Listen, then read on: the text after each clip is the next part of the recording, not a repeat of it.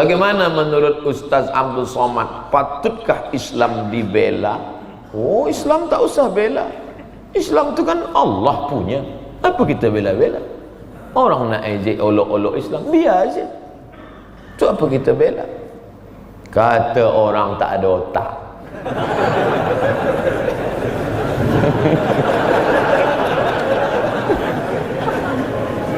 Wa idh qala Isa ibn Maryam lil hawariyin, berkatalah Nabi Isa kepada murid-muridnya Hawariyin, man ansari ilallah, siapa yang menolong aku menegakkan agama Allah. Tengok, siapa yang nak menolong aku menegakkan agama Allah? Tak sanggupkah Allah membela agamanya? Innama amruhu idza arada syai'an ayyakula lahu kun fayakun. Lalu untuk apa kita tolong agama Allah ini? In tansurullaha yansurkum. Kalau kau tolong agama Allah ini, Allah menolong kamu. Bukan Allah lemah, bukan Allah tak sanggup menolong agama ini. Kita menolong diri kita dengan menolong agama Allah. Yang punya harta, tolong agama Allah ini dengan hartanya. Semalam saya dibawa ke Ma'had Tahfiz Quran Darul Ulum Al-Quraniyah. Abdul Somad, ini rumah wakaf, ini tanah wakaf, ini makan wakaf, ini budak-budak belajar 17 orang. Tolong agama Allah. Yang punya ilmu, tolong dengan ilmu. Abdul Somad, tanah tak ada, rumah tak ada, ilmu tak ada. Tolong dengan suara menggelegar. Lepas ni dibuli orang di internet. Bela agama Allah. Saya tentang zikir. Bagaimana ciri-ciri tarekat yang sebenar? Pertama, mesti ada mursyid. Mursyid penunjuk jalan. Saya boleh sampai ke masjid ni kan sebab ada mursyid. Bila tak ada mursyid, mana sampai? Mana mursyid? Itu yang berbunyi. Itu mursyid. Penunjuk jalan, guide yang menunjukkan jalan. Mursyidnya mesti mengamalkan sunnah. Maka jangan ikut mursyid tak sunnah. Mursyid dari jam pukul 12 siang hingga pukul 6 tak ada sembahyang. Tok mursyid tak sembahyang. Sembahyang tu orang zahir je. Ini kita makrifat. Saya sembahyang di Masjidil Haram, bukan masjid kampung. Ini mursyid syaitan. Sebab Nabi Muhammad SAW tak pernah meninggalkan solat berjamaah walaupun sekali. Demam dia, pengsan dia hari Rabu, disiramkan air ke wajah dia. Manakala dia terjaga, apa kata dia? Bawakan aku ke masjid. Ini mursyid kita, bila dia terjaga, ada tak ayam panggang? Mursyid paling penting mesti mengikut ahlu sunnah wal jamaah. 3, mursyid ada sanad. Dari siapa dapat? Dari Syekh Fulan. Dari siapa dapat?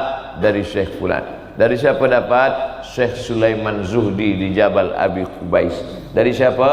Dari sampai kepada Syekh Bahauddin Naqsyabandi, Naqsyabandiyah. Sampai kepada Abul Hasan As-Syazili, Syaziliyah. Sampai kepada Ahmad Syattari, Syattariyah.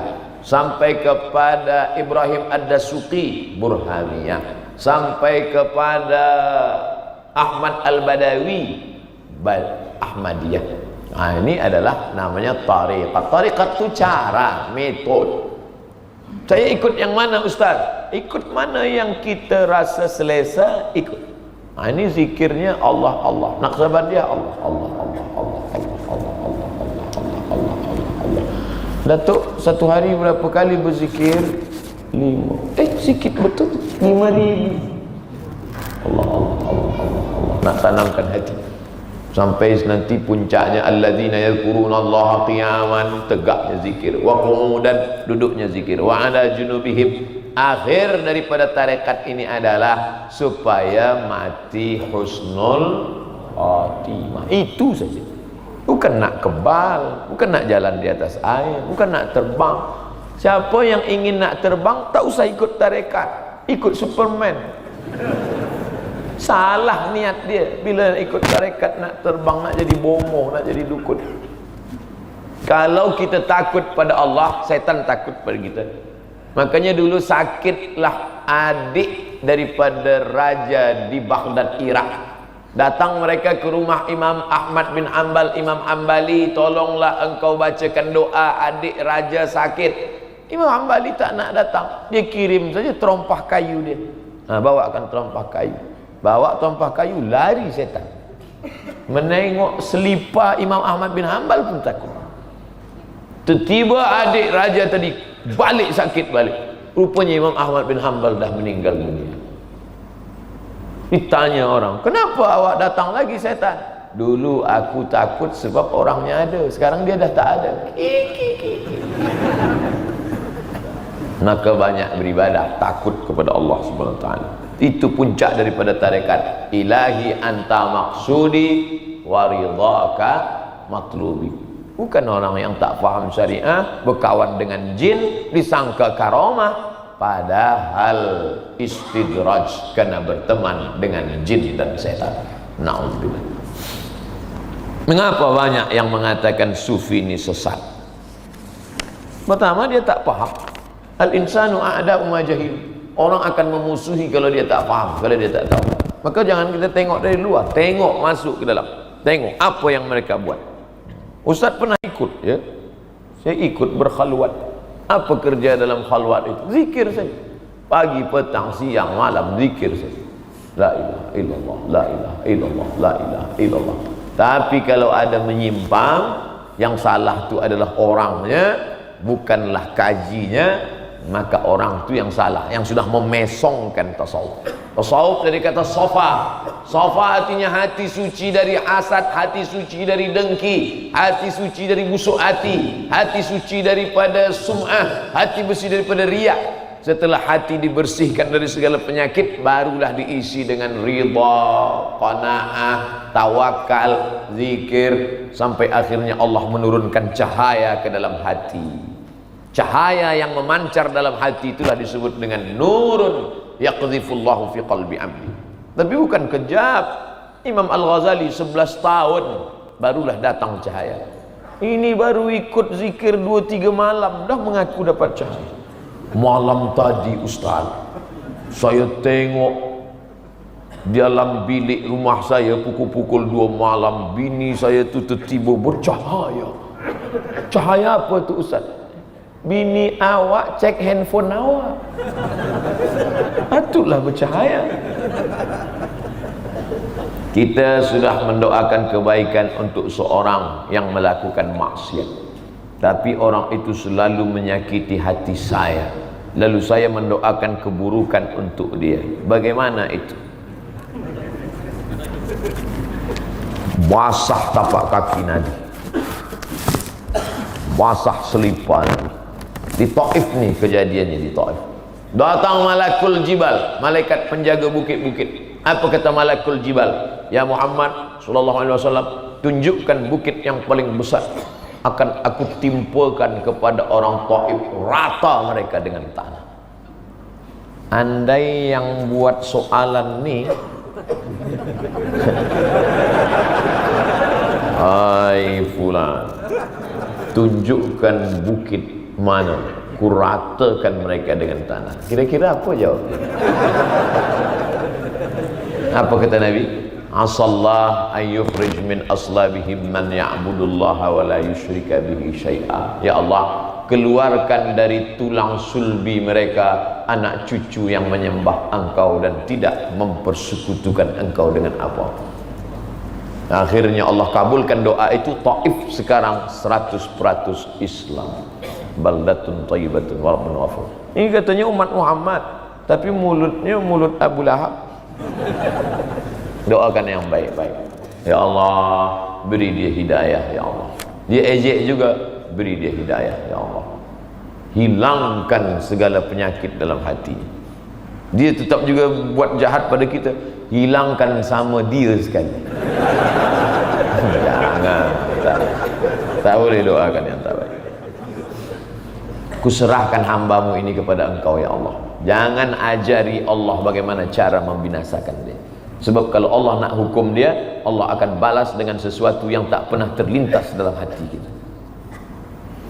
Semoga Ustaz dipanjangkan umur. Oh, usah panjang-panjang, makin susah dunia ini.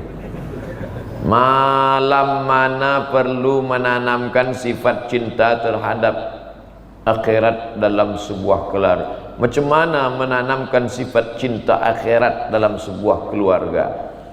Hari cuti jangan bawa anak bini ke mall sahaja, jangan bawa ke tepi pantai sahaja, jangan bawa ke bukit sahaja. Maknanya pergi ke mall elok, tak salah, pergi ke bukit tak salah, tapi bawa juga ke tempat orang sakit, kanser, bawa ke ziarah kubur, tunjukkan pada dia kita kan mati nak, kita mati nanti ni, tengok makan cacing tanah, supaya dia menengok.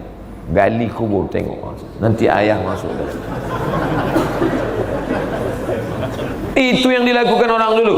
Baca kitab Syekh Abdul Wahab Sya'rani, 2 kali dah saya sebut, Tanbihul Mughtarib. Mereka dulu dalam kitab Tanbihul Mughtarib, kalangan salaf, mereka gali tanah, masuk dia ke dalam tengah-tengah malam untuk mengingatkan bahawa kita ni tak ada apa-apa dan kita akan dimakan cacing tanah. Ingatkan. Bini-bini yang suka shopping, balikan tanah supaya dia berhenti, supaya ingat dia mati. Ingat saya dulu, supaya saya ingat mati, supaya jangan mabuk dengan dunia ni, mabuk dengan populariti ni, mabuk dengan viral ni, maka saya cepat-cepat kalau ada orang mati gali kubur, saya tengok, saya ambil gambar liang lahat tu, saya buat dalam handphone. Bila tengok, sampai akhirnya tengah-tengah malam datang pula takut bahawa kita akan mati menghadap Allah SWT, dan semua ni akan tinggal. Ni jamaah yang ramai di Sabah ni, kalau Abdul Somad mati di Riau, ada yang nak ikut agak semalam? Mana ada? Menangis jamaah, Ustaz, tetap juga dia di atas. Itu bini pun tak nak ikut. Perempuan-perempuan yang menangis di tepi kubur suami laki dia, abang jangan tinggalkan. Semua orang tahan dia, jangan puan, jangan puan. Saya tak ada, saya tahan. Masuklah, cuba masuk. Ada dia nak masuk? Mana ada? Dia sedang acting je. Tak ada. Kitalah yang akan masuk sendiri menghadap Allah. Yang akan kita bawa mana? Ni kaki kalau pernah melangkah ke masjid, ni mulut kalau pernah membaca Al-Quran, ni mata kalau pernah menengok ulama, orang-orang soleh, lain daripada tertinggal. Ini kita tanamkan, tak hanya tazkirah, tapi terus kita tunjukkan pada mereka. Kuat beribadah tapi akaun gaji di bank konvensional, tak ada guna. Angkat tangan pagi petang, Allah, doa tak kabul sebab 4. Mat'amuhu haram, makan haram, riba konvensional. Malbasuhu haram, masrabuhu haram, minuman haram. Oh, sebab itulah Ustaz takut minum ni, sebab haram. Tak, saya tak takut, ni saya minum.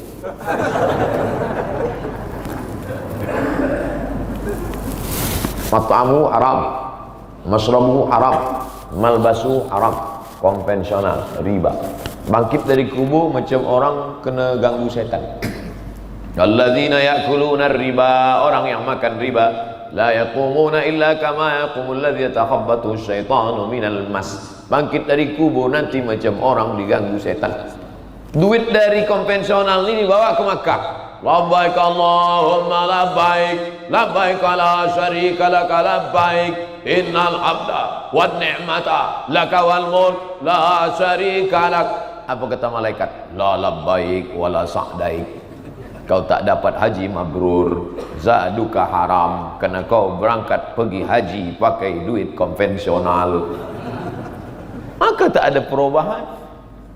Balik haji 2-3 kali, tak ada perubahan. Hati tertutup gara-gara haram.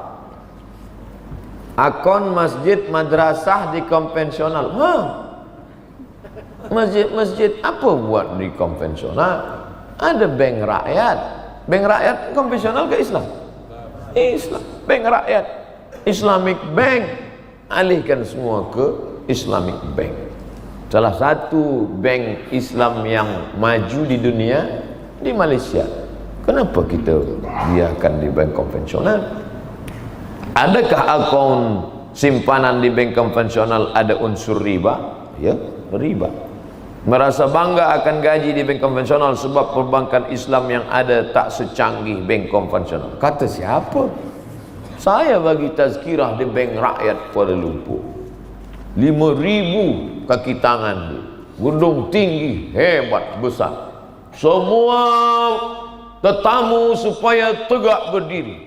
Saya sangka nak menyanyikan lagu kebangsaan Malaysia. Rupanya Ya Rahman Ya Rahim Ya Malik Ya Qudus. Masya Allah, bank rakyat. Siapa yang akan menghidupkan Islamic Bank kalau bukan orang Islam? Takkan orang lain yang akan hidupkan bank kita. Maka kita mesti balik dari sini, terus saja ke bank, ambil semua duit, alihkan ke bank rakyat. Itulah makna mengaji. Kalau tak, apa guna mengaji? Apa hukum bertaklid kepada mazhab selain mazhab Imam Syafi'i? Imam Hanafi Ahlus Sunnah wal Jamaah, Imam Maliki Ahlus Sunnah wal Jamaah, Imam Hambali Ahlus Sunnah wal Jamaah. Maka 4 imam ini semuanya Ahlus Sunnah wal. Tapi bila saya tadi maju jadi imam, saya pakai mazhab Maliki. Allahu Akbar, tangan saya lepas ke bawah. Mazhab Maliki di Maghribi, Maroko, tangan lepas. Allahu Akbar, tak ada basmalah. Alhamdulillahi Rabbil Alamin Ar-Rahmanir Rahim sampai habis. Kunut dia pula sebelum ruku. Walam yakul lahu kufuwan ahad. Kunut sebelum ruku, tak berbunyi. Lepas sembahyang, makmum berbisik. Assalamualaikum warahmatullahi wabarakatuh. Ustaz Somad ni ISIS. Maknanya 4 mazhab ini Ahlus Sunnah. Tapi kalau saya bawa ke tengah-tengah mazhab Syafi'i, menimbulkan fitnah. Itu namanya adab ikhtilaf. Kita ni bukan nak tunjukkan kita berbeza. Ni, aku dah lama di Arab ni, berbeza ni. Bukan itu nak kita tunjukkan. Saya ni 4 tahun di Mesir, 2 tahun di Maghribi, sekarang pula di Sudan. Ustaz, bila nak tunjukkan lama di Arab, unta lebih lama lagi.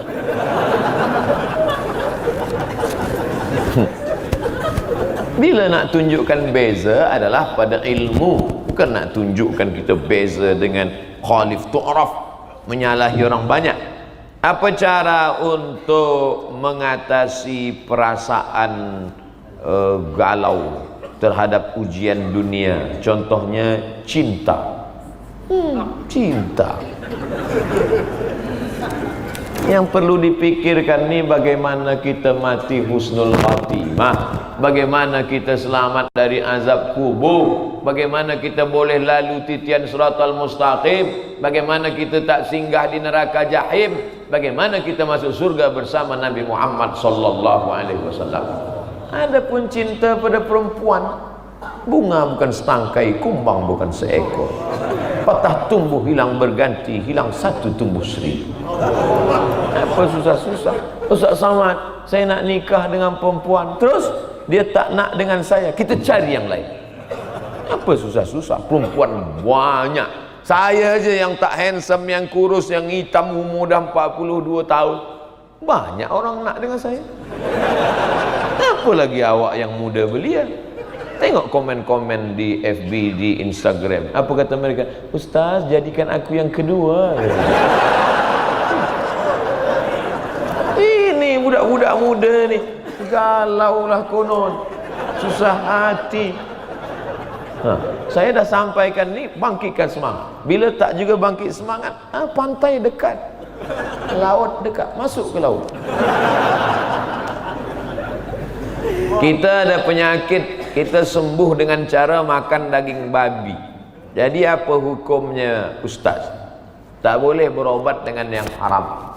Tapi kata Allah dalam Quran, la tulqu bi aidikum ila tahlukah. Jangan jerumuskan dirimu ke dalam kebinasaan dengan tanganmu sendiri. Pilihan cuma ada 2. mati atau babi? Pilih mana? Pilih mati ke babi? Pilih babi. Tak boleh pilih mati. Masuk dalam hutan, satu-satunya yang boleh menyelamatkan nyawa babi. Kalau tak, mati. Babi dah. Hidupkan api, panggang babi itu sikit. Tapi banyak setakat untuk hidup, ya. Sementara dapat pisang. Bila dah datang orang kampung bagi pisang, tuan-tuan dia ada pisang. Awaklah makan pisang, sedap babi ni. Tidak boleh. Mana boleh? Nama kaedahnya akhaffud dararain, memilih mudarat yang teringan di antara yang berat. Itu namanya akhaffud dararain. Orang tua saya suruh untuk balik kampung, jaga mereka. Tapi saya masih mau kerja di bandar. Bolehkah saya balik untuk ziarah sahaja? Keluarga berapa orang? Anak semata wayang, satu-satunya, tak ada yang lain. Lalu macam mana ini?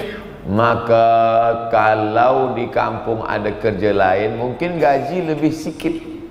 Elok ambil barakah. Gaji besar, di bandaraya dapat duit banyak, tapi boleh dengan gaji orang lain, masakkan dia, siapkan dia makanan, balik kejap bagi tahu, mak, ayah, aku bila kerja di bandaraya ni boleh banyak sikit, nak aku tabung. Sabar-sabar, aku mungkin tiap bulan balik. Wa amruhum syura bainahum. Lembutkan hati dia, jangan tinggalkan.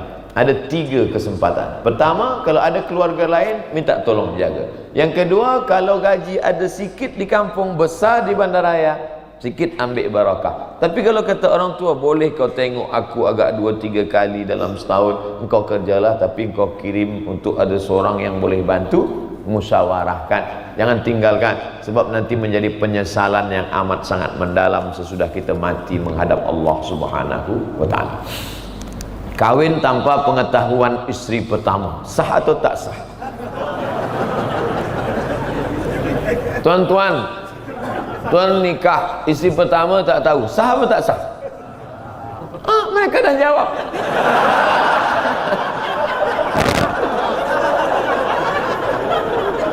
Apa lagi?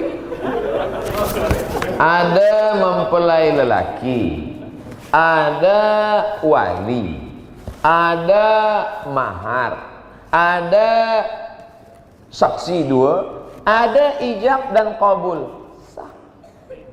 Sah menurut fiqh. Ada tak di situ tertulis rukun nikah 1, izin bini pertama? Ada? Mana ada?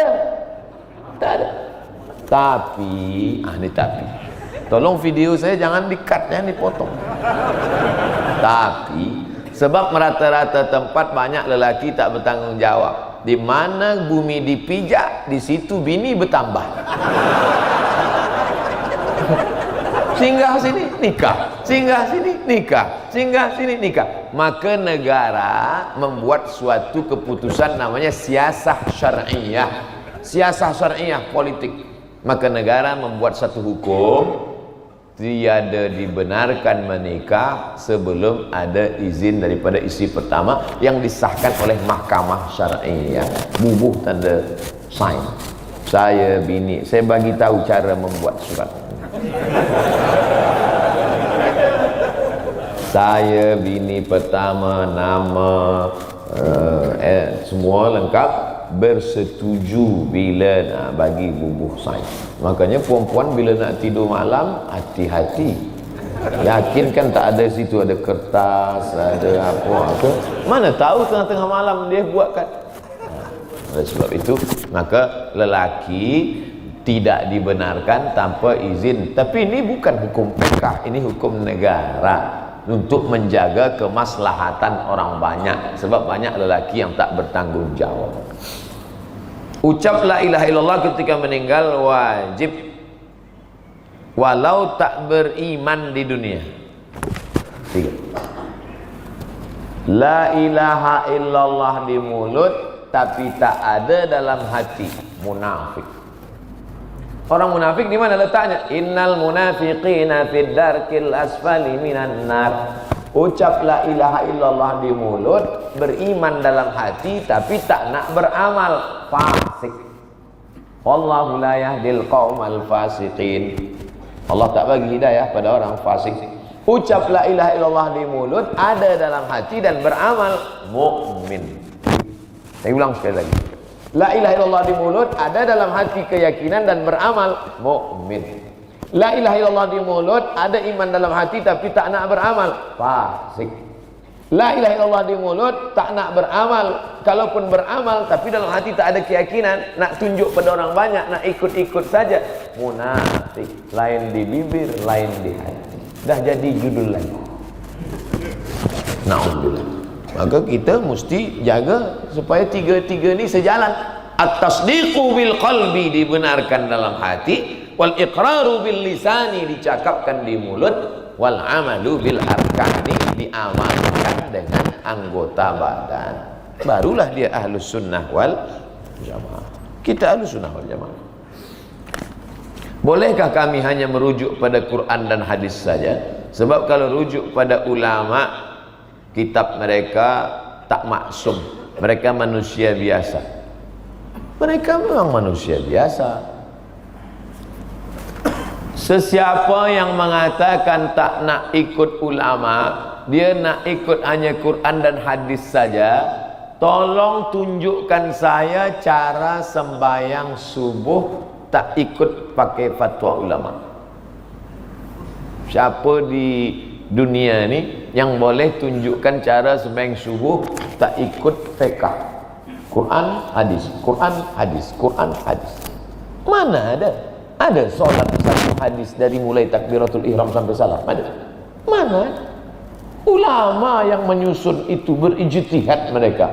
Imam Syafi'i, Imam Hanafi, Imam Hanafi paling tua, Imam Maliki, Imam Syafi'i, Imam Hanbali. Imam-imam ini alim. Imam Syafi'i kalau dia pergi ke masjid, telinga dia sumbat. Sampai ke masjid orang tanya, Syafi'i, kenapa engkau sumbat? Aku takut semua yang aku dengar dari rumah sampai ke masjid aku ingat. Kita, jangankan yang mendengar, saya yang menyampaikan pun tak ingat apa yang saya sampaikan tadi. Imam Syafi'i 7 tahun dah hafal Quran. Kita, Imam Syafi'i hadis tu semua di kepala dia. Kita, kalau tak ada laptop, hilang hadis. Baca matan hilang sanad, baca sanad hilang matan. Syafi'i manusia, aku manusia. Dia berijtihad, aku pun berijtihad. Syafi'i yang mana? Imam Syafi'i belajar bahasa Arab 20 tahun di Bani Huzail, baru dia boleh faham Al-Quran dan Sunnah. Kita university 16 kali jumpa, itu pun kadang-kadang tak datang. Macam mana nak mengaku alim? Oleh sebab itu maka kita ikut Quran dan Sunnah melalui pemahaman para ulama. Allah suruh kita ikut ulama. Mana ayatnya? Fas'alu ahla dzikri in kuntum la ta'lamun. Ikutlah ulama kalau kamu tak tahu. Hadis Nabi menyuruh kita ikut ulama. Mana dia? Sahabat pun tak semuanya yang hidup bersama Nabi itu alim. Ada sahabat bertanya kepada Aisyah, ada sahabat bertanya kepada Abu Musa al-Ash'ari, ada sahabat bertanya kepada Abdullah bin Abbas. Maknanya kita ni tidak alim mengikut kepada para ulama yang alim. Di akhir majlis mari kita berdoa mohon ampun kepada Allah, minta turun rahmat dan barakah. Astaghfirullahalazim.